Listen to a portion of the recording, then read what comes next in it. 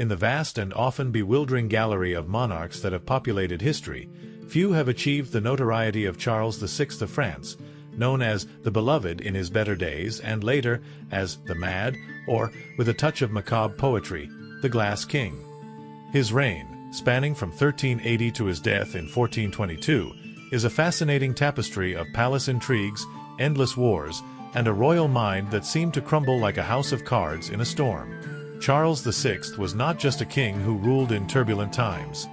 He was a man whose psyche became a spectacle as dramatic as the battles that ravaged his kingdom. His story is a blend of tragedy, unintentional comedy, and a reminder that, even at the pinnacle of power, the human mind can be more fragile than the glass he feared he was. To understand Charles VI, one must place oneself in the context of 14th and early 15th century France, a country caught in the maelstrom of the Hundred Years' War against England. When Charles ascended the throne at age 11, France was far from a haven of peace.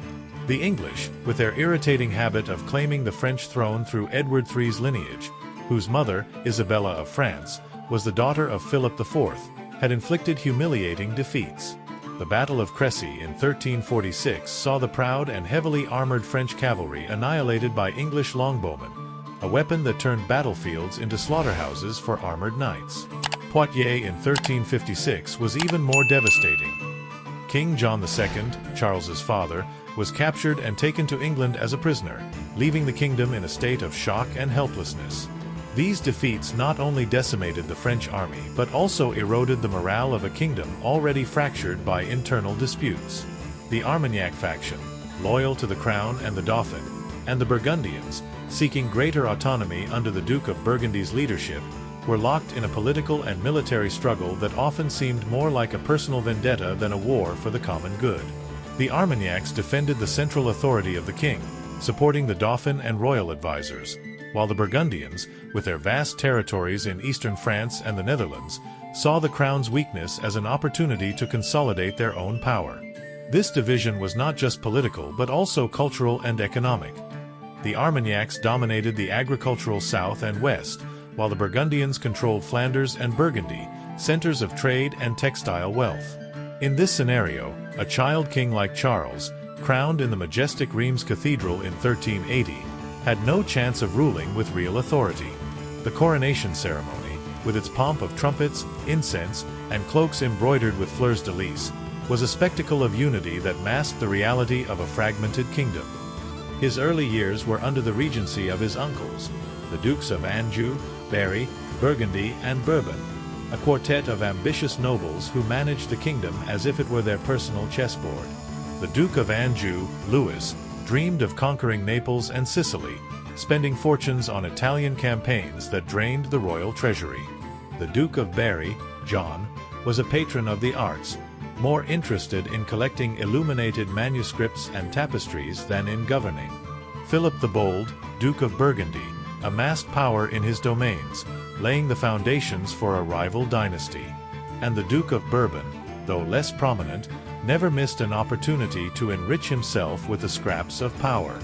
Young Charles was little more than a decorative figure, a crowned pawn in a power game he barely understood, attending councils where his uncles argued while he, a pale-faced boy with large eyes, played with the edges of his royal cloak. In his early years, Charles showed no signs of the madness that would later define him. Chroniclers of the time, like Jean Froissart, whose pen captured the life of European courts with almost novelistic detail, described him as a pleasant-faced youth with dark hair falling in curls over his shoulders and a lively gaze that suggested intelligence and curiosity.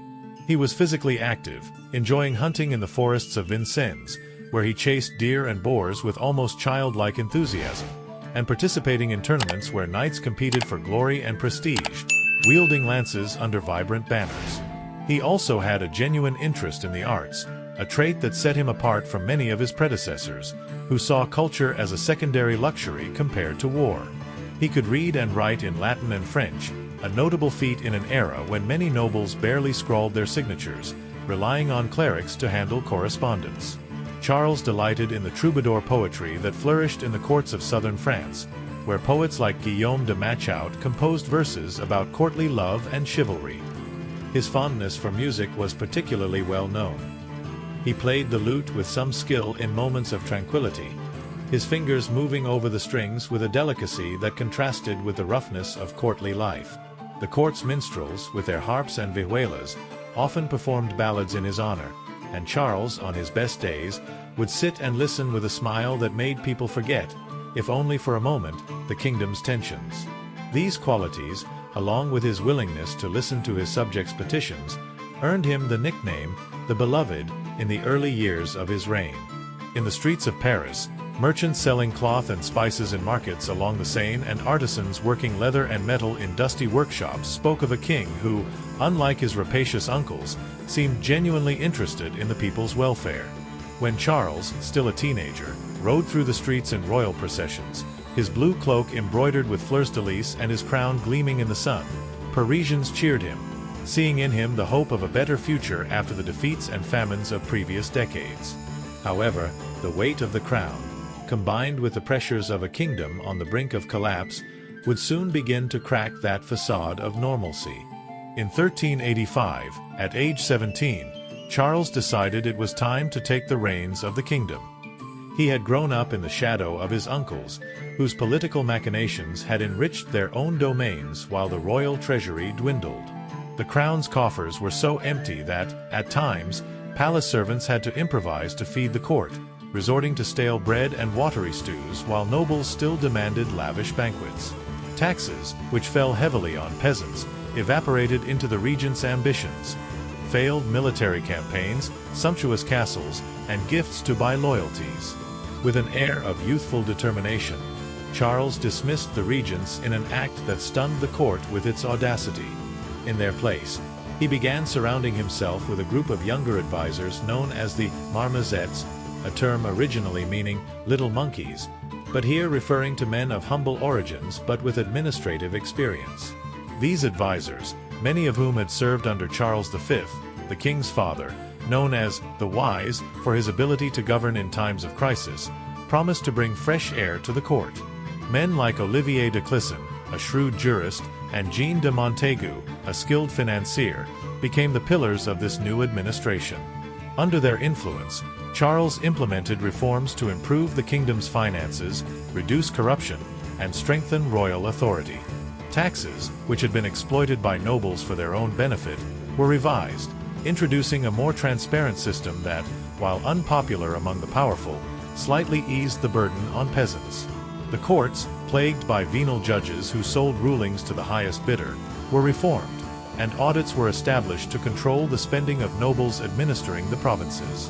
For a brief moment, it seemed France might have a king capable of uniting its nobles and confronting the English. The streets of Paris, often the scene of peasant revolts and riots, like the Maillotins uprising of 1382, buzzed with cautious optimism. Bakers, blacksmiths, and weavers, who bore the weight of taxes and war, spoke of a king who, though young, seemed willing to listen. But fate, or perhaps genetics, had other plans. The first sign that something was amiss in Charles's mind appeared in the summer of 1392, during a military expedition in Brittany. The king had decided to punish Pierre de Craon, a noble who had attempted to assassinate Olivier de Clisson, one of his closest advisors and a pillar of the Marmozets. Craon, known for his arrogance and debts, had attacked Clisson in Paris, stabbing him in a nighttime ambush, but Clisson miraculously survived. Furious at this act of betrayal, Charles organized a campaign to capture Craon, who had fled to Brittany under the protection of Duke John IV, a lukewarm ally of the crown. The expedition was routine, or so it seemed, until the incident that would mark the beginning of Charles's mental decline. On a sweltering August day, as the royal entourage passed through the dense forest of Le Mans, a thicket of oaks and ferns where sunlight barely penetrated, a ragged leper emerged from the trees. His emaciated figure, covered in tattered rags, was an unsettling sight in an era when leprosy was seen as divine punishment, and lepers were forced to live in isolated colonies, announcing their presence with bells or shouts to avoid contact with the healthy. With a voice that rang like an omen, the man shouted warnings of betrayals and imminent dangers, imploring the king to return to Paris. His words, laden with almost prophetic fervor, spoke of conspiracies in the court and invisible enemies stalking the king. In a superstitious age where omens were taken as seriously as treaties, the leper's words struck a deep chord in Charles, who was already tense from the heat, the dust of the road, and the pressure of the campaign. The entourage, composed of knights in gleaming armor, squires carrying lances and banners, and exhausted servants weighed down by provisions, continued its march, but the king grew increasingly restless, looking around as if expecting the trees themselves to conspire against him. His hands, which normally rested confidently on the reins, gripped them nervously, and his eyes, according to chroniclers, gleamed with a mix of fear and confusion. Minutes later, disaster struck. A page, likely exhausted from the long journey and the weight of his load, accidentally dropped a lance, and the metallic clang against the ground echoed through the forest's silence like thunder. For most, it was a simple accident, a moment of clumsiness on a long, hot day. But for Charles, it was as if the world had shattered. Seized by irrational panic, he drew his sword with a swift motion and began attacking his own men, convinced they had betrayed him. Shouts of "treason" rang out as his knights, stunned, tried to dodge their sovereign's blows. Chroniclers, like the monk of St. Denis, whose chronicle is a primary source from the era, describe a chaotic scene. The king, with wild eyes and a flushed face, wielded his sword with a fury that seemed supernatural, as if possessed by a force beyond his control. His men, torn between loyalty and survival instinct, tried to calm him without getting hurt, shouting, "Sire, stop!" while dodging his strikes. Some tried to restrain him, but Charles, in his frenzy, was surprisingly strong, his movements erratic and unpredictable. The scene must have been a mix of terror and absurdity. A king, dressed in a tunic embroidered with fleurs-de-lis, attacking his own knights in a dusty forest, while horses neighed and squires ran for help. When they finally managed to subdue him, several men lay wounded, with cuts to their arms and legs, and at least one, a low-ranking knight whose identity was not recorded, had died, pierced by the king's sword. Charles, panting and disoriented, was carried back to Paris in a litter, drenched in sweat and muttering incoherently about traitors and demons. The court, which had expected an exemplary punishment for Crécy, sank into a state of confusion and fear. The nobles, already divided by their own ambitions, whispered among themselves, wondering if this was an isolated episode or the start of something far worse. In the streets of Paris, rumors spread faster than horses, and the citizens, who just years before had cheered the young king, now spoke of curses and divine punishments. The physicians of the time, armed with knowledge we would today consider closer to alchemy than science, had no idea how to handle the episode. Medieval medicine was based on the theory of humors, which attributed illnesses to an imbalance of blood, phlegm, yellow bile, and black bile, the four fluids that, according to Galen and his followers, governed the human body. For a case like Charles's, explanations were varied and, in retrospect, absurd.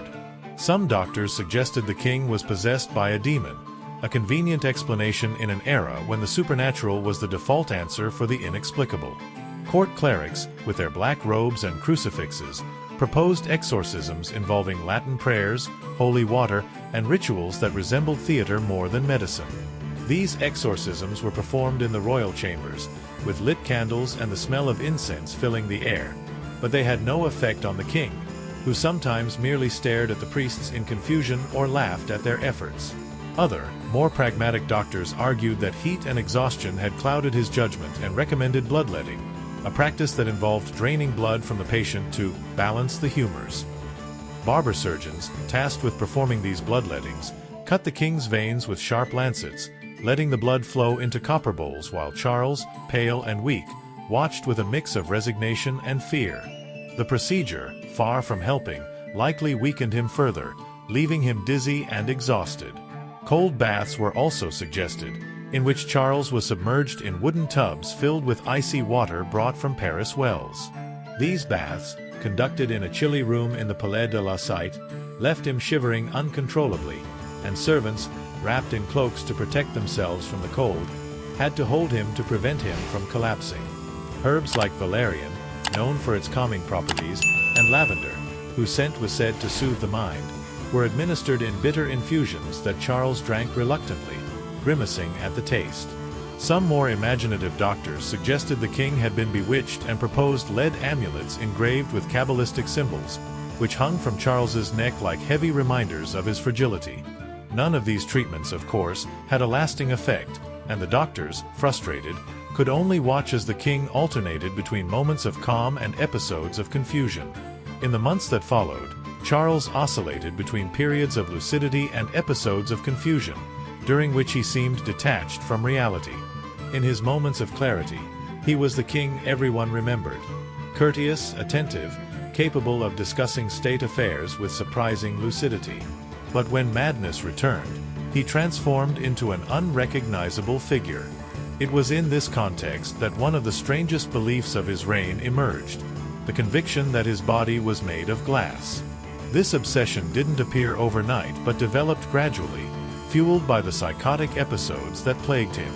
At first, Charles expressed a fear of being touched, saying he felt his body fragile as glass. These words, whispered during a court audience, shocked those present, who didn't know whether to take them seriously or as a poetic metaphor. But over time, this idea became an absolute certainty. He insisted he was literally made of glass and that any physical contact could shatter him into 1,000 pieces.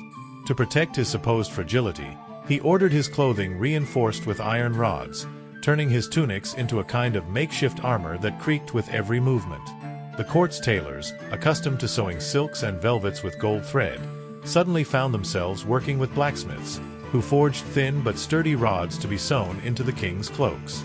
These garments, heavier than usual, made Charles move with an unnatural stiffness, as if he feared any misstep could fracture him. In the court, servants and nobles were given strict instructions not to touch the king, and he himself avoided sudden movements or crowded places, like the packed halls during banquets. Imagine the scene. A monarch seated on his throne in the Palais de la Cite, rigid as a statue, in a reinforced tunic more suited to a knight than a king, eyeing anyone who came too close with suspicion, fearing a careless elbow might turn him into a pile of royal fragments. The courtiers, already navigating a labyrinth of intrigues and rivalries, now had to contend with a new level of absurdity. How to deal with a king who believed himself to be a human vase. Audiences with Charles became exercises in extreme delicacy. Ambassadors from kingdoms like Castile, Scotland, or the Holy Roman Empire had to be briefed beforehand on the king's peculiarities. Before entering the throne room, they were instructed on how to approach.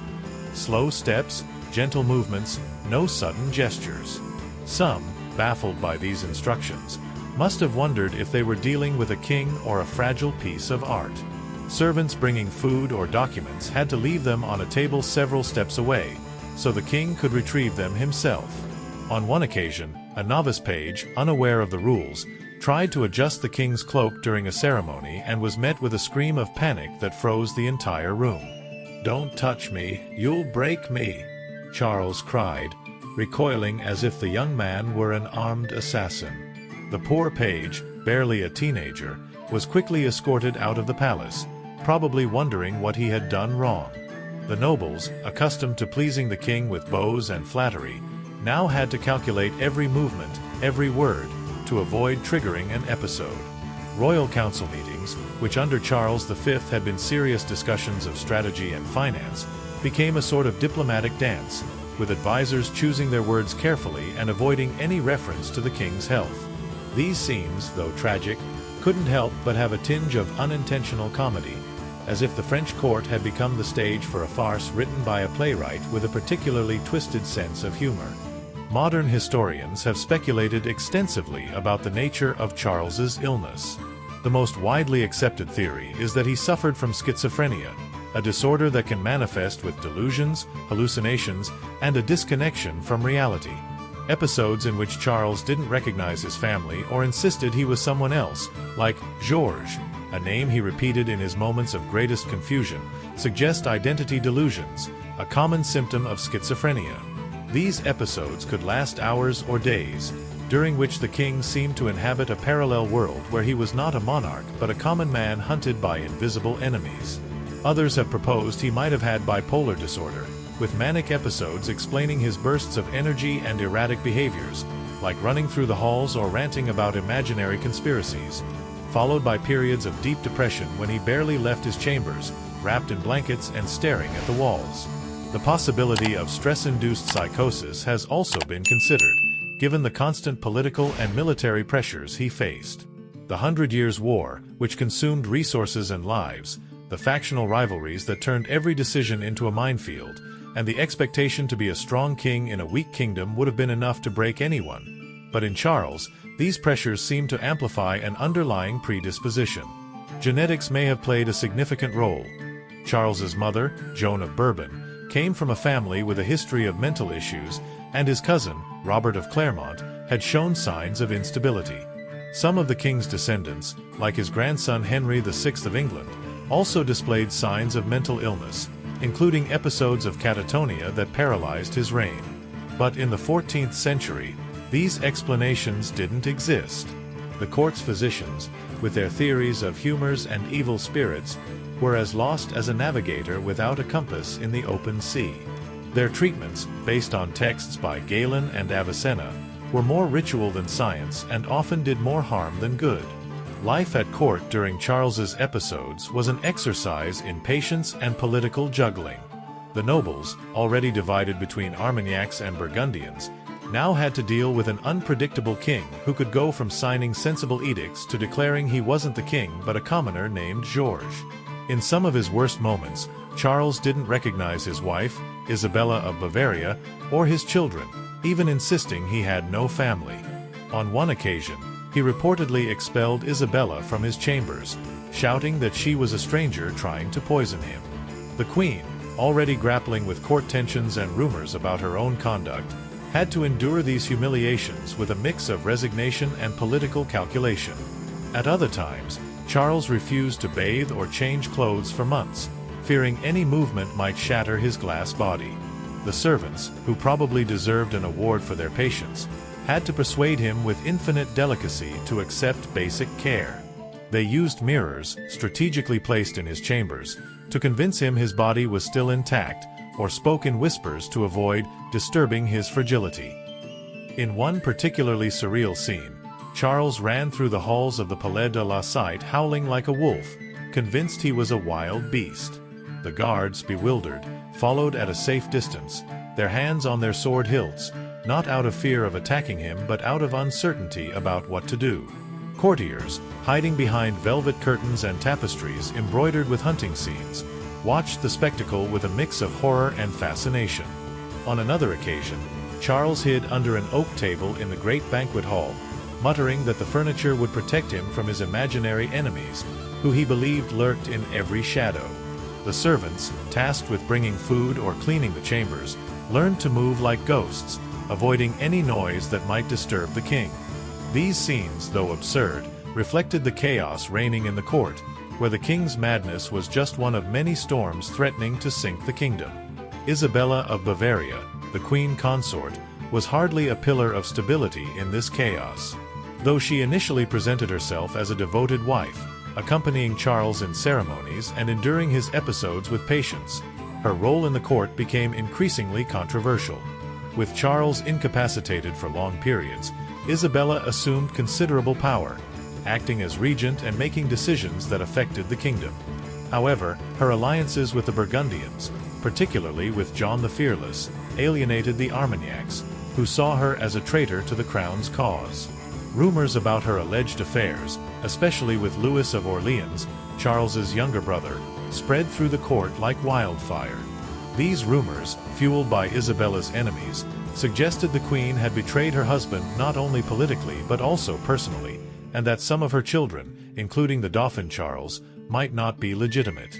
Though there's no conclusive evidence for these accusations, the rumors did considerable damage to Isabella's reputation, especially among Parisians, who already viewed her as a foreigner due to her Bavarian origins. In an era when queens were expected to be symbols of virtue, tasked with maintaining the court's morality, Isabella became a polarizing figure, admired by some for her political cunning and despised by others for her ambition. Her relationship with Charles, when he was lucid, was strained. marked by years of mistrust and the pressures of a divided kingdom. During his delirious episodes, Charles often treated her as a stranger or an enemy, accusing her of conspiring against him or being an impostor sent to deceive him. These accusations, though the product of a sick mind, must have been deeply painful for Isabella, who, despite her flaws, had endured years of marriage to an unstable king in a court where every decision was a risk. One of the most surreal and tragic episodes of Charles's life occurred in 1393, during an event known as the Bal des Ardents, Ball of the Burning Men. This incident, which seems straight out of a medieval nightmare, took place at the Hôtel Saint-Paul, one of the royal residences in Paris, a palace of grey walls and halls decorated with tapestries depicting biblical and mythological scenes. To entertain the court and celebrate the wedding of one of Isabella's ladies-in-waiting, Catherine de Fastavrin, a masquerade was organized, a common event in medieval courts where nobles disguised themselves to entertain guests. Charles, who had always enjoyed masquerades, decided to participate with 5 nobles, dressing as wild men, mythical figures representing primitive, hairy creatures, a symbol of untamed nature that fascinated the medieval imagination. The costumes, made of linen and feathers glued with pitch, a sticky, highly flammable substance, were impressive but dangerous. The tailors, who worked for days to create these outfits, covered the nobles with linen capes mimicking hair, glued with hot pitch and adorned with dyed feathers in dark colors. The banquet hall, lit by tallow torches casting dancing shadows on the walls, was packed with courtiers, ladies in silk gowns, and knights in embroidered tunics, all drinking spiced wine and laughing to the music of minstrels. Charles, likely seeing the masquerade as a chance to escape his reign's pressures, danced with his companions, moving awkwardly under the weight of his costume, while the courtiers clapped and toasted. But disaster struck quickly. Louis of Orleans, the king's brother, known for his impulsive nature and love of pranks, brought a torch closer to the group to better see the costumes, ignoring the servants' warnings about the pitch's danger. Some chroniclers suggest Louis was drunk. Others, that he simply wanted to impress the crowd. Whatever the case, the pitch caught fire instantly, and within seconds, the wild men were engulfed in flames, their costumes becoming deadly traps. Screams of panic filled the hall as courtiers tried to extinguish the fire with blankets, cloaks, and buckets of water hurriedly brought by servants. Charles was fortunate to be saved by the Duchess of Berry, a 15-year-old named Joan of Boulogne, who, with remarkable presence of mind, covered him with her heavy velvet skirt, smothering the flames licking his costume. 4 of the other nobles were not so lucky and died burned, their bodies unrecognizable after the blaze. The screams of the dying, mingled with the smell of burning flesh and thick smoke, turned the hall into a vision of hell. The courtiers, who moments before had been laughing and toasting, fled in disarray, while the musicians dropped their instruments and the servants ran for help. The incident, besides being a tragedy, reinforced the perception that Charles's reign was cursed. Parisians, who learned of the event through rumors spreading like wildfire through the cobbled streets, saw it as a sign of divine wrath, a punishment for the court's sins. The king's popularity, already waning after the Le Mans incident, took an even greater hit, and Paris's taverns filled with cruel songs and jokes about the king who nearly burned. The Bal des Ardents became a metaphor for Charles's fragility, a man who, even in a moment of merriment, was one step away from disaster. Despite his mental struggles, Charles had moments of lucidity in which he tried to govern with some effectiveness. During these periods, which could last weeks or even months, he worked with the marmozets to strengthen the kingdom's administration. Measures were passed to reduce the taxes burdening peasants, like the taille, a direct tax on crops and land, and controls were implemented to prevent local tax collectors from pocketing funds. The courts, riddled with venal judges who sold rulings to the highest bidder, were reformed, and audits were established to monitor the spending of nobles administering the provinces, many of whom treated their fiefs like private kingdoms. Charles also showed interest in diplomacy, negotiating truces with England, such as the one at Lullingham in 1389, which brought a brief pause to the Hundred Years' War, and seeking alliances with other European kingdoms, like Scotland, which shared France's historical enmity with England, and Castile, whose fleet could challenge the English at sea. In these moments, it was easy to remember why he had been called the Beloved. Chroniclers describe how, on his good days, Charles received ambassadors with a courtesy bordering on charming, discussing treaties with a clarity that surprised those who had seen him at his worst. But these periods grew increasingly rare, and when madness returned, the kingdom plunged back into chaos. The marmozets, who relied on the king's authority to implement their reforms, were gradually sidelined by more powerful nobles, particularly the Burgundians, who saw Charles's weakness as an opportunity to consolidate their control. Philip the Bold, and later his son John the Fearless, worked tirelessly to undermine the marmozets, accusing them of being opportunists manipulating the king for their own gain. Meanwhile, the political situation in France did not improve. The 100 Years' War continued its course, and the English, under the leadership of Henry V, a young and charismatic king who painfully contrasted with Charles's fragility, continued to exploit French weakness. The Battle of Agincourt in 1415 was a devastating blow. Thousands of French knights, trapped in a muddy field under torrential rain, were slaughtered by English archers, whose arrows pierced armor like paper. Among the dead and captured were some of Charles's closest allies, like the Constable Charles d'Albret, further weakening his position. The rivalry between the Armagnacs and Burgundians reached its peak with the assassination of Louis of Orleans in 1407, orchestrated by John the Fearless, Duke of Burgundy. The murder, carried out in a dark Paris street by hired assassins, sparked a civil war within the war, with both factions vying for control of the capital and influence over the king. The Armagnacs, led by Bernard VII of Armagnac, swore vengeance, while the Burgundians, backed by Paris's merchants and artisans, entrenched themselves in the city. In 1419, the assassination of John the Fearless by the Armagnacs on a bridge in Montereau during a supposed negotiation was a revenge that only intensified the conflict. The Burgundians, now led by Philip the Good, John's son, swore allegiance to the English, seeing in them an opportunity to crush their rivals. Charles, in his moments of delirium, was barely aware of these struggles, but in his periods of lucidity, he had to face the reality of a divided kingdom where his authority was little more than nominal. In 1420, with Charles in an almost constant state of mental deterioration, the Treaty of Troyes was signed, a document that marked one of the lowest points of his reign. Under pressure from the Burgundians and with Isabella acting as regent, the treaty disinherited Charles's son, the future Charles VII, and named Henry V of England as heir to the French throne.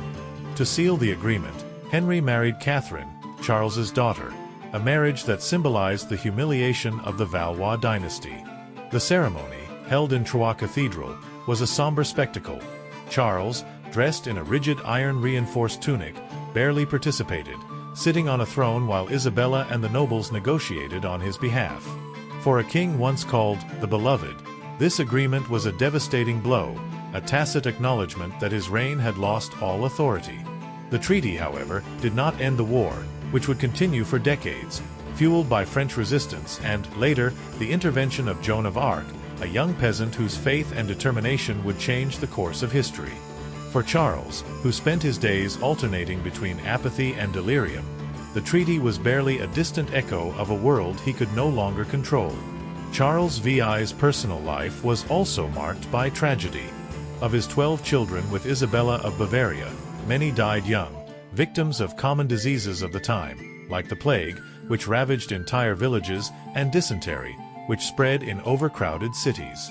Those who survived grew up in a court where instability was the norm. His eldest daughter, Isabella, was sent to England at age 10 to marry Richard II, a political marriage meant to seal a truce with the English.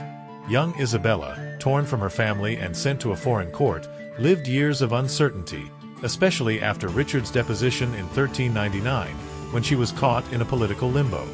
She eventually returned to France, but her role in her father's court was marginal, a silent figure in a world of chaos. His son, the Dauphin Charles, had to fight not only the English but also the perception of illegitimacy created by the Treaty of Troyes and rumors about his mother's infidelity. These rumors, suggesting the Dauphin was not Charles VI's son, were likely Burgundian propaganda designed to weaken the heir's position, but they did considerable damage to his reputation. The relationship between Charles VI and his children was distant. partly because his mental episodes made him unpredictable and, at times, terrifying. Chroniclers recount that, in his moments of delirium, he sometimes accused his children of being impostors or even trying to poison him, which must have been deeply painful for a family already fractured by circumstances. On one occasion, it's said that Charles, upon seeing the young Dauphin, looked at him with suspicion and asked, "Who is this child claiming to be my son?" The Dauphin, then a teenager, had to endure these humiliations in silence, aware that his future depended on his ability to navigate a divided kingdom. Charles VI's court was not just a place of political intrigues, but also a stage for extravagances and excesses that reflected both the splendor and the decadence of the French monarchy. The banquets, though less frequent during the worst years of his reign, were events of almost obscene opulence. On one occasion, described by chronicler Enguerrand de Monstrelet, a roasted swan was presented with real feathers, surrounded by torches to simulate it was alive, a spectacle that left courtiers speechless. The royal cooks, working in smoky, sweltering kitchens, prepared dishes like venison in wine sauce, pigeon-stuffed pastries, and jellies colored with saffron, while servants in blue and gold livery paraded with silver trays. Tournaments, when held, drew knights from across Europe, competing in justs under silk banners fluttering in the wind. Nobles spent fortunes on silk garments embroidered with gold thread, jewelry encrusted with rubies and sapphires, and decorative armor engraved with scenes of mythical battles, never meant for real combat. Meanwhile, French peasants, burdened by crushing taxes to fund the war, faced famines and looting by mercenaries and passing armies, known as routiers, who ravaged villages for food and plunder. The contradiction between the court's wealth and the people's misery fueled resentment, and the image of a king who believed himself made of glass did little to improve the monarchy's perception. In Paris's taverns, minstrels sang satirical ballads about the glass king, with verses mocking his fragility and the court's extravagance. Pamphlets, written by clerics and students at the University of Paris, circulated in secret, criticizing the crown's inability to protect its subjects and calling for reforms that never came. Attempts to treat Charles's illness were as varied as they were ineffective. In addition to bloodlettings and cold baths, court physicians resorted to amulets, hung around the king's neck in hopes of warding off evil spirits. These amulets, often made of lead or copper and engraved with religious or astrological symbols, were blessed by clerics before being placed on Charles's chest, where he wore them with a mix of devotion and paranoia. Pilgrimages were organized to shrines like St. Denis, where the relics of French kings were kept, and masses were offered in his name in churches across the kingdom, from the Gothic cathedrals of Chartres and Notre Dame to small rural chapels. On one occasion, a supposed healer from the provinces was brought in, a man who claimed he could expel the king's demons with rituals involving chants in forgotten tongues, incense filling the chambers with thick smoke, and burned herbs leaving an acrid smell in the air. The healer, described by chroniclers as a charlatan with a prophetic air, performed his spectacle for several days, waving hazel wands and reciting verses that mixed Latin with local dialects. The result was predictable. The king showed no improvement, but the healer left with a purse of silver coins, proof that, even in times of crisis, there was always someone ready to exploit desperation. Music was also tried as therapy, recalling Charles's youthful fondness for the lute. Court musicians, armed with harps, flutes, and vihuelas, played soft melodies in the king's chambers, hoping to calm his mind. On rare occasions, these sessions seemed to work. Charles would sit in a carved chair, wrapped in a reinforced cloak, with an almost serene expression as the notes filled the room. The musicians, familiar with the court's repertoire, chose pieces like love chansons or religious hymns, avoiding any melody that might sound too energetic or unsettling. But these moments were fleeting, and soon Charles would slip back into his delusions, muttering about betrayals or staring at the stained glass windows adorning his chambers, as if expecting them to reveal some secret. The impact of Charles's illness on his legacy cannot be overstated. Though he had moments of lucidity in which he showed governing ability, these were overshadowed by long periods of incapacity that left France at the mercy of its nobles' ambitions and its enemies' advances. The Marmozets, who once promised an administrative renaissance, were marginalized or eliminated by more powerful factions, particularly the Burgundians, who saw the king's weakness as an opportunity to consolidate their control. Philip the Bold, and later his son John the Fearless, worked tirelessly to control the court, using Charles as a puppet in his moments of delirium and sidelining him in his moments of lucidity. The kingdom fell into a cycle of betrayals and violence that seemed endless. The English, with their military pragmatism, exploited this weakness, and victories like Agincourt were not only battlefield defeats but also reminders of France's inability to unite under a coherent leader. Charles's figure, with his iron-reinforced clothing and his fears of shattering, became a metaphor for a kingdom also on the brink of fracture. Chroniclers, like Jean Juvenal de Ursins, wrote with a mix of pity and frustration about a king who, despite his illness, remained God's anointed, a symbol of the monarchy's continuity even in the worst times. When Charles VI died in 1422 at age 53, his death was not an event that shook the kingdom but rather the closing of a long and painful chapter. His body, which he feared was made of glass, was buried with the honors due a king in the Basilica of Saint Denis, where the marble tombs of French kings rested under Gothic vaults. The ceremony was solemn but lacked the grandeur of past coronations. The nobles, exhausted by years of war and division, attended in silence, while monks chanted in Latin. His legacy was a kingdom on the brink of collapse, divided by factions and humiliated by the English. His son, Charles VII, would face the titanic task of reclaiming the crown, aided years later by figures like Joan of Arc, whose faith and determination painfully contrasted with her father's fragility. Charles VI's story, however, is not just that of a mad king but of a man trapped in a role he was unprepared for, in a time that punished weakness with relentless cruelty. His life is a reminder that the crown, though a symbol of power, could also be an unbearable burden, a gilded cage that crushed those who couldn't bear its weight. The story of Charles VI has fascinated for centuries, not only for its eccentricity but because it encapsulates the contradictions of his era: a kingdom seeking greatness while crumbling, a king yearning to be loved but ending up feared and pitied. Chroniclers of the time, like Christine de Pizan, one of Europe's first professional female writers, saw in Charles a symbol of human fragility, a man blessed with divine power but limited by his mind's flaws. Pizan, who wrote extensively on morality and women's roles in society, dedicated some of her works to Charles's court, like her book of the City of Ladies, trying to offer solace and advice in a time of crisis. Other chroniclers, like the monk of Saint Denis, narrated the king's episodes with a mix of compassion and perplexity, aware they were witnessing something unprecedented. Poets, meanwhile, found in the Glass King a powerful image, a monarch who, like glass, was beautiful but brittle, transparent but impossible to understand. In later centuries, Charles's figure would inspire literary and theatrical works, from historical chronicles to romantic dramas, portraying him as a tragic figure trapped in his own mind. Charles VI's life also raises questions about how medieval societies dealt with mental illness, especially in those who held power.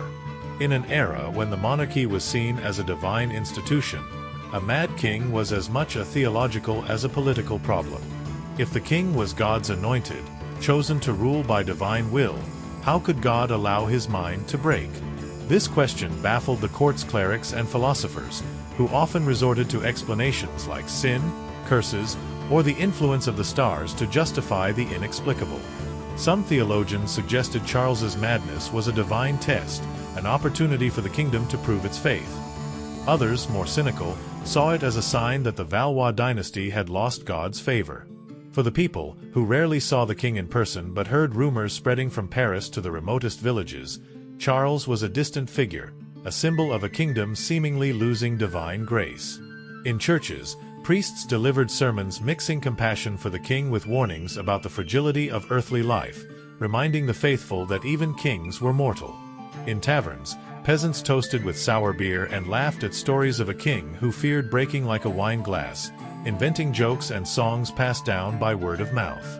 If Charles VI's life teaches us anything, it's that history is not always made of heroes and villains but also of tragic figures who, like the glass he feared he was, could shatter under the weight of their circumstances.